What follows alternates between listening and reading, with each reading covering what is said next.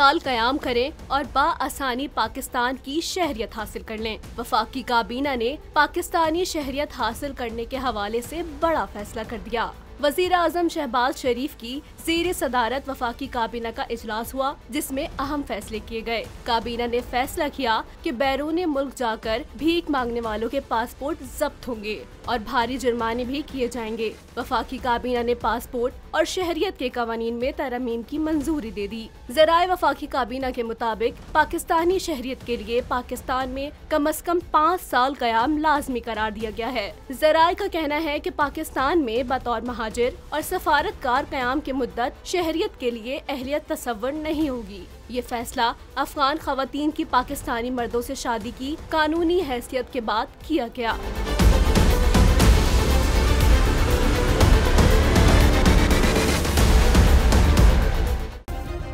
Subscribe करें और bell दबाएं ताकि कोई खबर रह न जाए।